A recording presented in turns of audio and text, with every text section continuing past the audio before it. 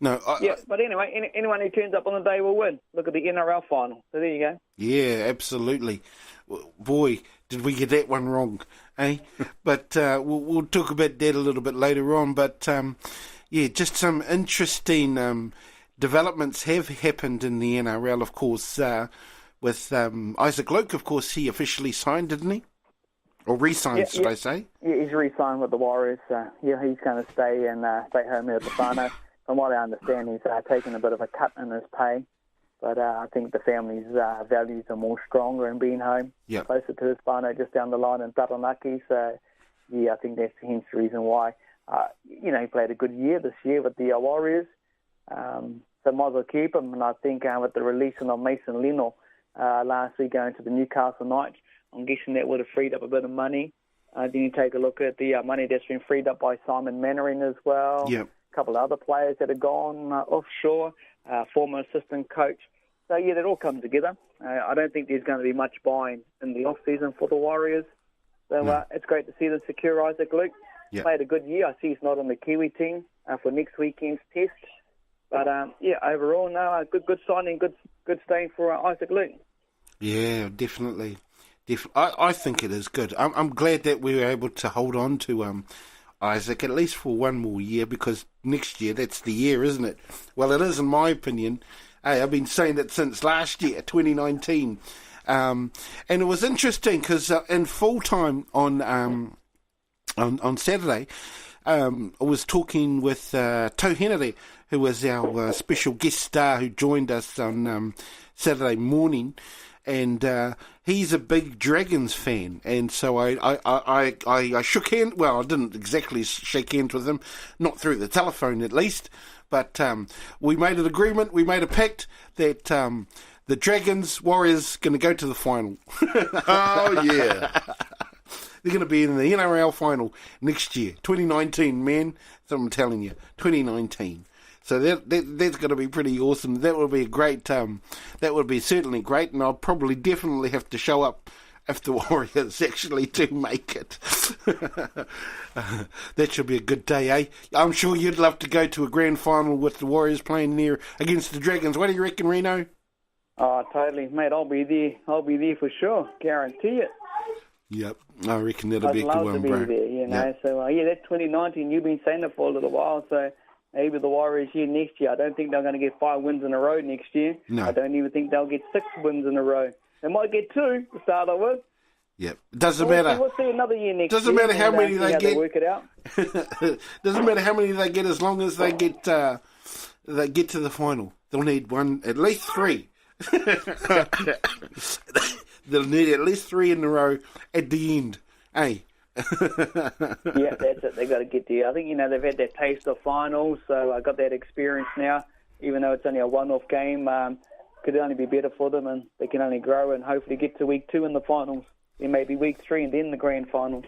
But just tells you, all they had to do was beat a couple of teams they should have won against. They would have been the premiers. True. How true.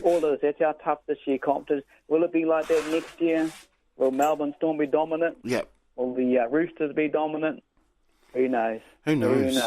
I tell you what. Penrith Panthers might be that team to watch out for next year. Yep.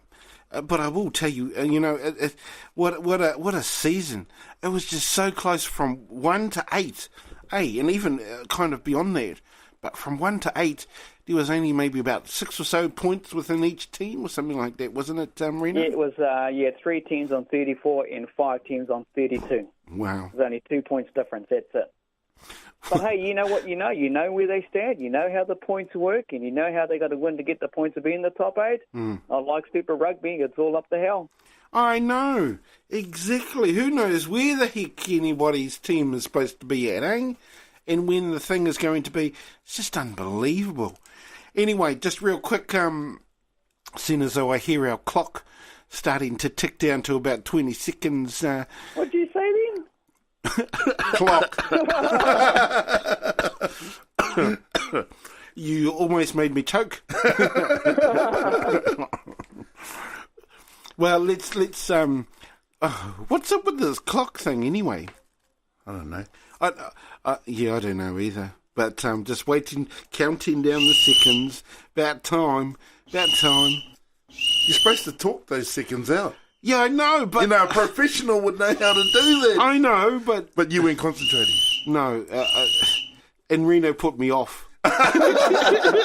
With Reno's comments like that, well, we better leave it for now, and we'll be back in about 5 minutes. We've got your Taioro news on the way, but don't tune out. Tune in and go and tell your friends. FM.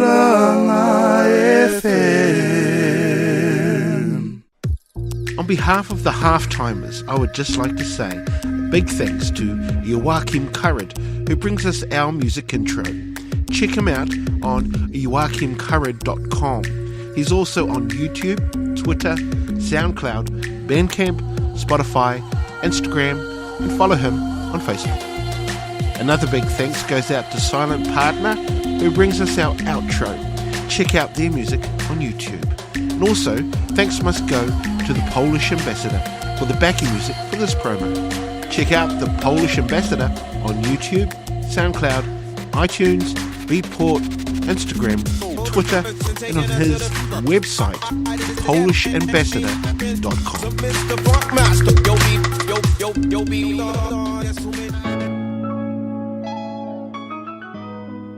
You're listening to a podcast produced by Turangi FM, number one iwi radio station in Aotearoa.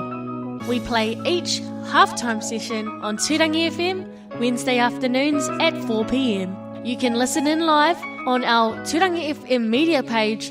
Just click the main Turangi FM logo to tune in online. Or, if you're in the Gisborne area, we're on the radio frequencies 91.7, 95.7 and 98.1. Now back with the Fools on Halftime.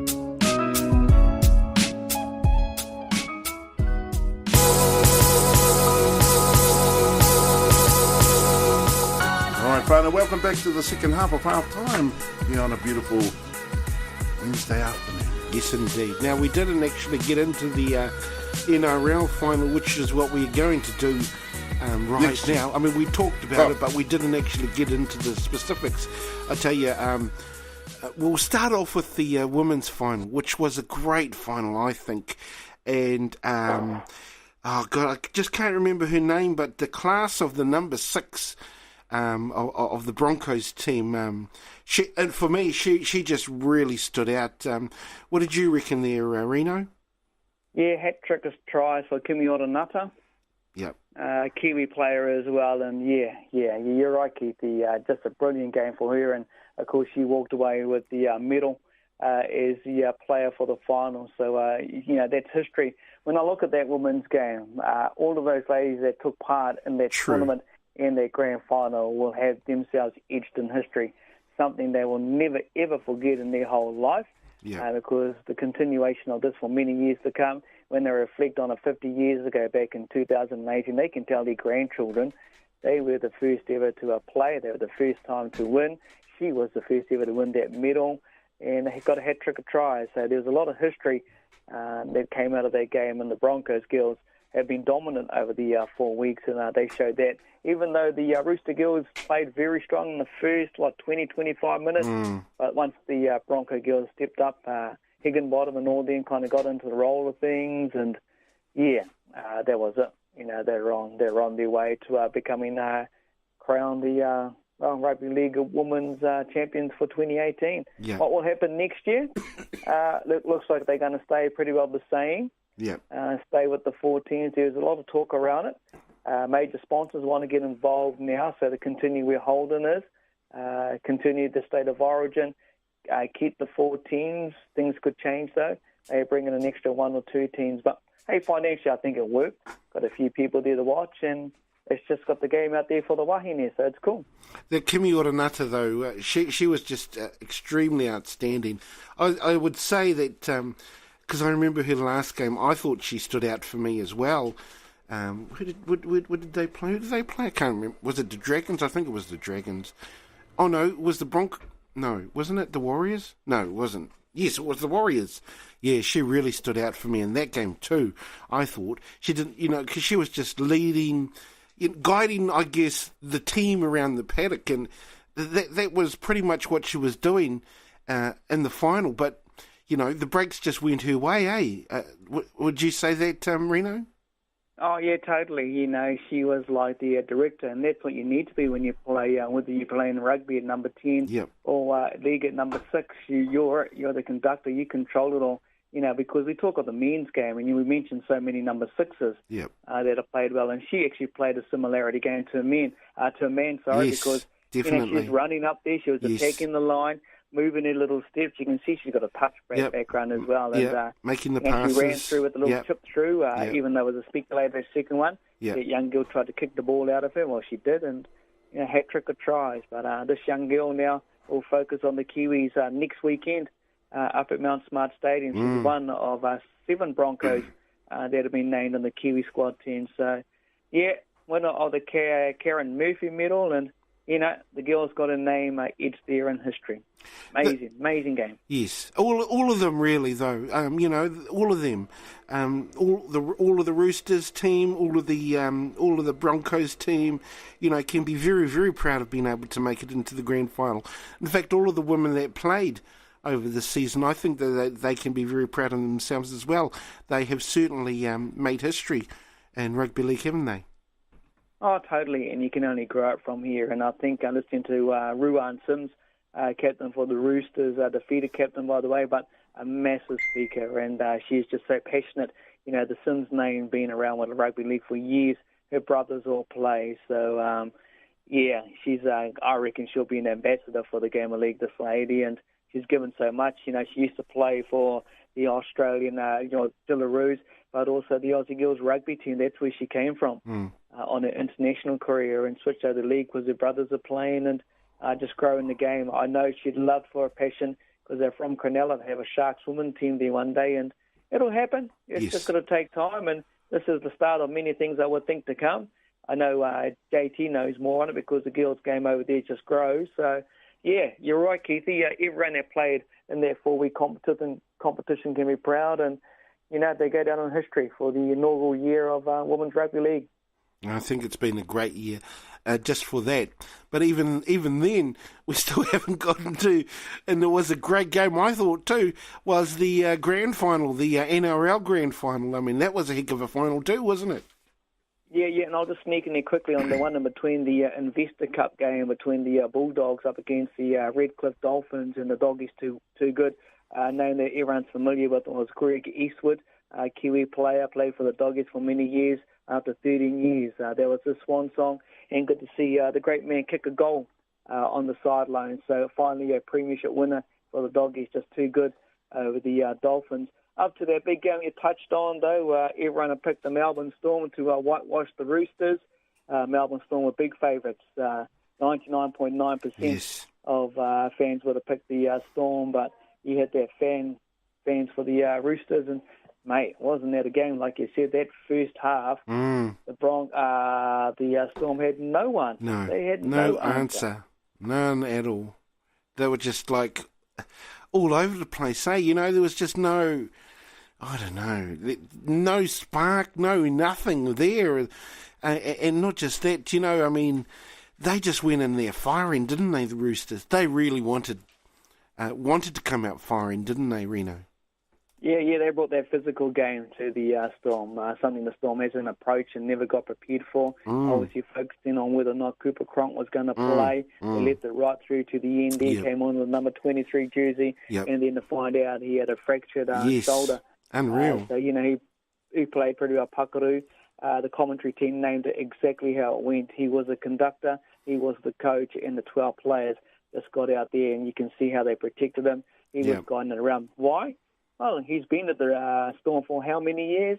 First year left into the Roosters, paid a lot of money. What was he going to do at the Roosters?